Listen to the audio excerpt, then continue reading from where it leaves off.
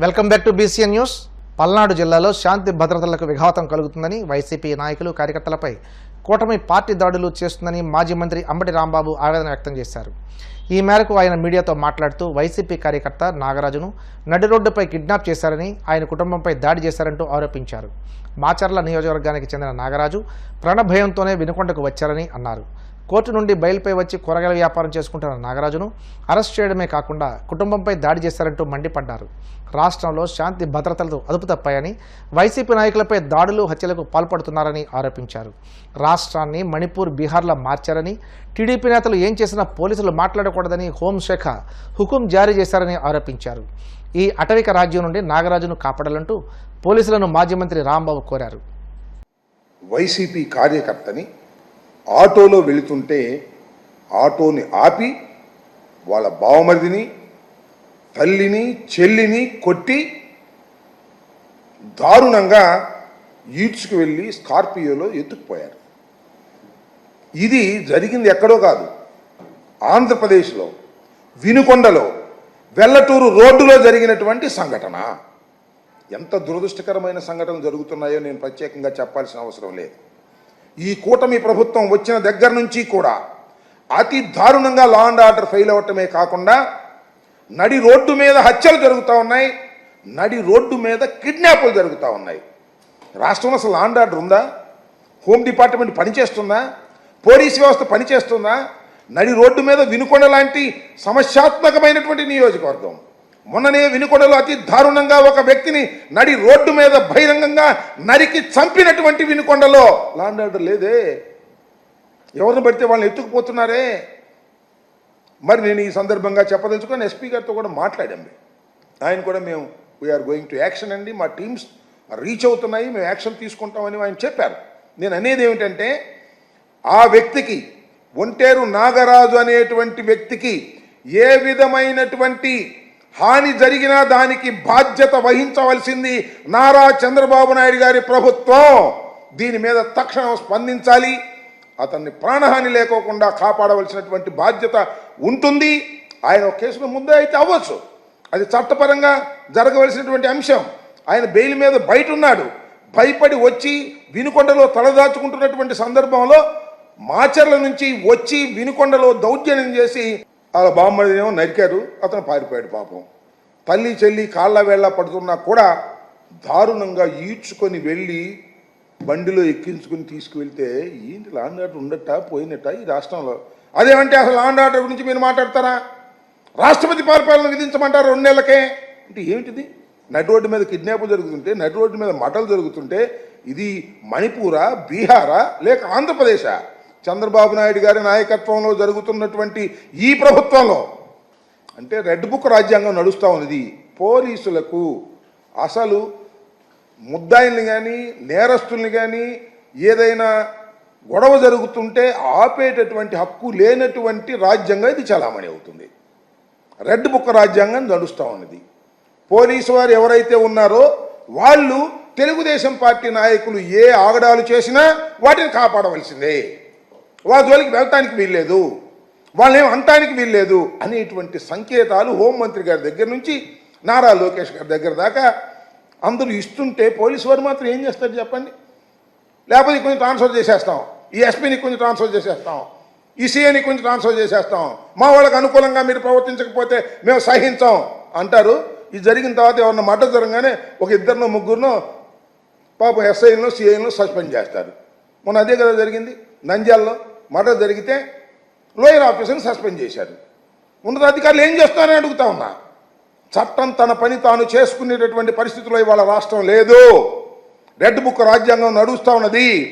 తక్షణమే దీని మీద హోంమంత్రి గారు, పోలీస్ డిపార్ట్మెంటు తక్షణమే ఒంటేరు నాగరాజు ప్రాణాలను రక్షించవలసినటువంటి బాధ్యత మీ మీద ఉంది.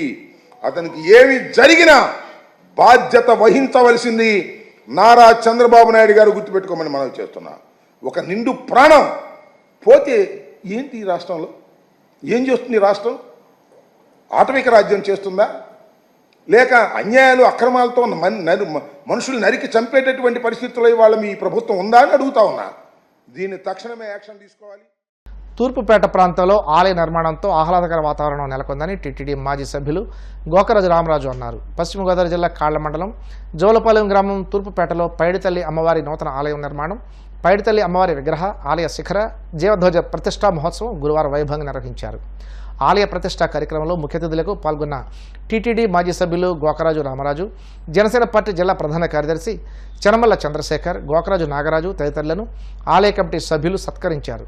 సుమారు 250 సంవత్సరాల చరిత్ర కలిగిన పైడితల్లి అమ్మవారికి రావి చెట్టు వద్ద పూజలు నిర్వహించేవారు. ఆలయ నిర్మాణ కమిటీగా ఏర్పడి నూతన ఆలయ నిర్మాణం సుమారు 60 లక్షలతో చేపట్టారు.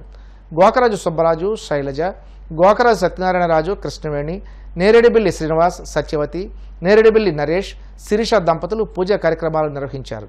ఈ సందర్భంగా అఖండ అన్న సమారాధన నిర్వహించారు. ఈ కార్యక్రమంలో ఆలయ కమిటీ సభ్యులు, గ్రామస్తులు పాల్గొన్నారు.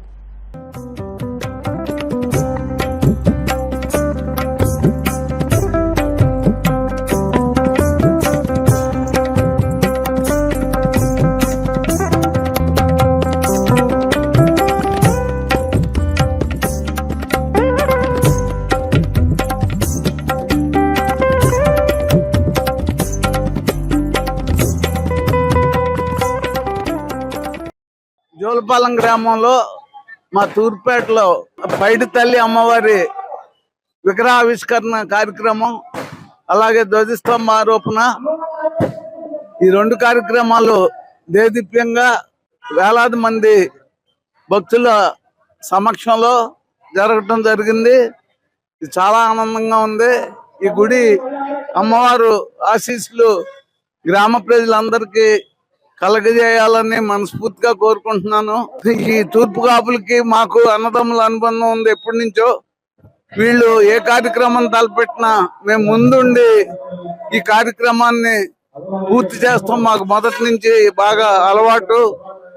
అలాగే ఇక్కడ పక్కనే కళ్యాణ మండపం కూడా కట్టుకున్నారు, చాలా ఆనందంగా ఉంది. అది కూడా మా అన్నయ్య గంగరాజు గారు ఆర్థిక సహాయంతో ఆ కళ్యాణ మండపం అవటం జరిగింది. దానికి ఈ రోజున ఈ పెళ్లిళ్ళు చేసుకోవాలన్న వీళ్ళంతా ఇక్కడే బయటకు వెళ్ళక్కర్లేకుండా ఇక్కడే పెళ్లిళ్ళు చేసుకుని చాలా ఆనందంగా ఉన్నారు. ఈ గుడితో వాళ్ళకి తీరని కోరికలన్నీ ఈ గుడితో తీరిపోయినాయి. పైడితల్లి అమ్మవారి 75 వసంతాలు పూర్తి చేసుకుని ఇప్పటి వరకు కూడా మరి ప్రధాన రాజధానికి ఉన్నటువంటి ఒక చెట్టు కింద అమ్మవారు పూజలు అందుకోవడం జరిగింది. కానీ గ్రామస్తులందరూ కూడా మరి ఈ రోజు ఎంతో అంగరంగ వైభవంగా అందరూ కూడా కలిసికట్టుగా గ్రామస్తులందరూ కూడా మరి ఆలయ కమిటీ అని ఒక కమిటీని ఏర్పాటు చేసుకుని చాలా గొప్పగా, చాలా ఘనంగా ఈ రోజు మరి నూతన మరి యొక్క ఆలయాన్ని మరి ప్రతిష్ఠించడం జరిగింది. అమ్మవారి దర్శనం ఈ రోజు మరి అందరికీ కూడా కల్పించడం జరిగింది. వ్యక్తిగత భక్తులు, పురోహితులతోటి, హోమాలతోటి ఎంతో అంగరంగ వైభవంగా జోలపాలెం మరి గ్రామం అంతా కూడా మరి కోలాహలంతో మరి చెంత భక్తితోటి అమ్మవారిని దర్శించుకోవడానికి ఈరోజు అందరూ కూడా వస్తా ఉన్నారు. మరి అందులో భాగంగా ఈ రోజు నన్ను కూడా మరి ముఖ్య అతిథిగా పిలిచి నాకు ఈ అదృష్టాన్ని, గౌరవాన్ని కల్పించినటువంటి మరి జోలపాలెం గ్రామ కమిటీకి, మా మిత్రులందరికీ కూడా నా హృదయపూర్వక ధన్యవాదాలు తెలియజేసుకుంటూ ఈ రోజు ఈ కార్యక్రమం ఎంత బాగా జరుగుతానికి కారణమైనటువంటి కమిటీ సభ్యులందరికీ నా హృదయపూర్వక ధన్యవాదాలు. ఈ పైడితల్లి అమ్మవారి గుడి ప్రదక్షిణ అంతా కూడా చాలా బాగా జరిగింది. ఇంత అందంగా జరుగుతుందని నేను అనుకోలేదు, కానీ చాలా బాగా జరిగింది. అందరి కృషితో జరిగింది. ఈ కార్యక్రమానికి మా తమ్ముడు పీటల మీద కూర్చుంటాం కూడా నాకు ఎంతో ఆనందంగా ఉంది. అందరూ సంతోషిస్తున్నాము. రాము గారికి ఎంతో కృతజ్ఞతలు చెప్పుకోవాలి మేము. ఎందుకంటే ఈ గుడి ఇలా జరిగిందంటే మెయిన్ కారణం ఆయనేనండి. మాకు తలమైనటువంటి దేనికైనా ప్రతి దానికి ముందు సహకరించి మేము గజస్తంభానికి కూడా మాకు సహకారం చేశారు. ఎంతో కృతజ్ఞతలు చెప్పుకుంటున్నామండి మేము ఆయనకి. ముఖ్యమంత్రి చంద్రబాబుకు పద్మశాలి కులవృత్తుల తరపున కృతజ్ఞతలు తెలుపుతున్నట్లు వైసీపీ ఎమ్మెల్సీ మురుగుడు హనుమంతరావు అన్నారు. మంగళగిరిలో భావన ఋషి కళ్యాణ మండపం ప్రారంభం సందర్భంగా జరిగిన సమావేశంలో ఆయన మాట్లాడుతూ సీఎం చంద్రబాబు వేవర్స్కు జీఎస్టీ లేకుండా కేంద్రంతో మాట్లాడతానని హామీ ఇచ్చారని అన్నారు. అలానే మగ్గాలు లేని వారికి సొంత ఇల్లు నిర్మిస్తామని చంద్రబాబు ఇచ్చిన హామీకి కృతజ్ఞతలు తెలిపారు. మేము రీఎంబర్స్మెంట్ చేస్తామని చెప్పాడు. చాలా సంతోషం మీరందరూ కూడా, అది చాలా గొప్ప విషయం.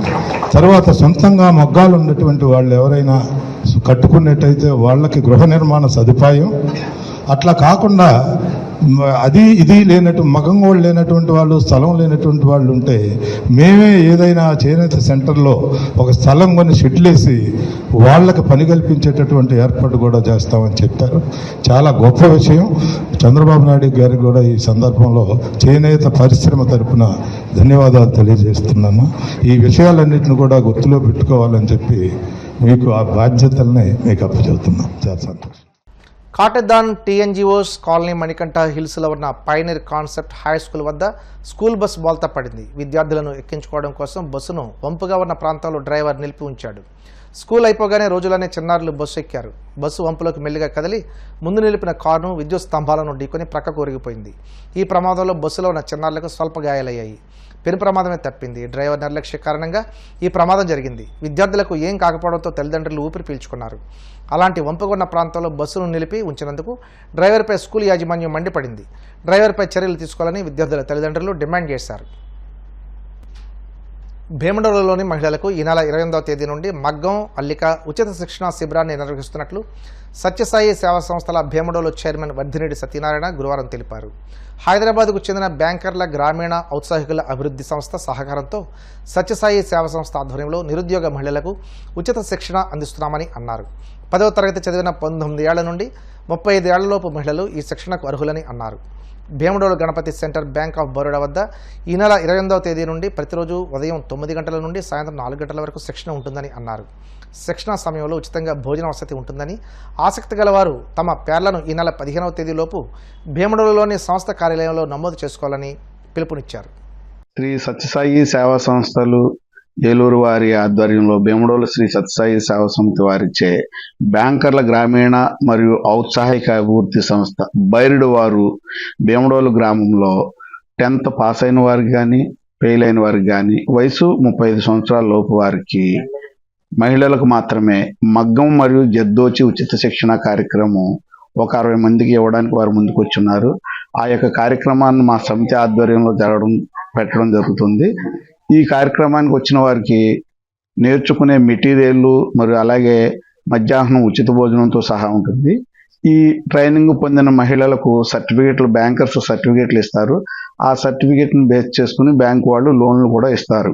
ఈ కార్యక్రమం భీమడోలు గ్రామంలో వేపూరు సోమన్న గారు అంటే వేపూరు శేషగిరిరావు గారి గృహం నందు పై అంతస్తులో కార్యక్రమం నిర్వహించడం జరుగుతుంది.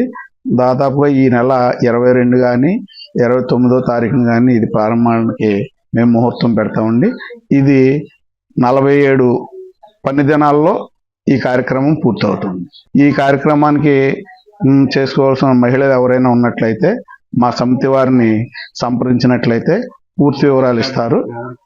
దీనికి Aadhaar card, 10th class TC కానీ 10th క్లాస్ సర్టిఫికేట్ కానీ ఒక ఫోటోతో మమ్మల్ని సంప్రదిస్తే మేము నమోదు చేసుకుని వారికి చెప్పడం జరుగుతుంది. ఇది చదువుకుని ఇంట్లో ఖాళీగా ఉన్న మహిళలు వారి కాళ్ళ మీద వారు నిలబడడానికి ఇదిగా ఉంటుందని భగవాన్ సత్యసాయిబాబా వారి యొక్క అనుసరణను ఇది చేసుకుని ముందుకు వెళ్ళడం.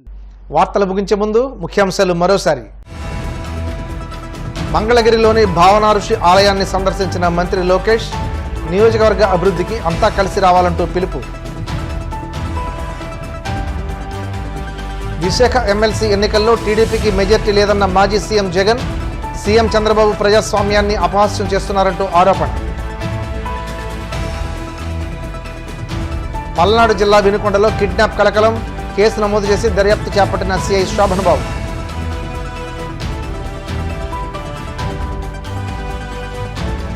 జవలపాలెంలో వైభవంగా పైడితల్లి అమ్మవారి విగ్రహ ప్రతిష్ట, విశేష సంఖ్యలో హాజరై అమ్మను దర్శించుకున్న భక్తులు. ఈ వార్తలు ఇంతటితో సమాప్తం. మరిన్ని వార్తల కోసం BCN digital YouTube channel, Facebook పేజీని ఫాలో అవ్వండి. అప్డేట్ వార్తల కోసం ప్లీజ్ సబ్స్క్రైబ్.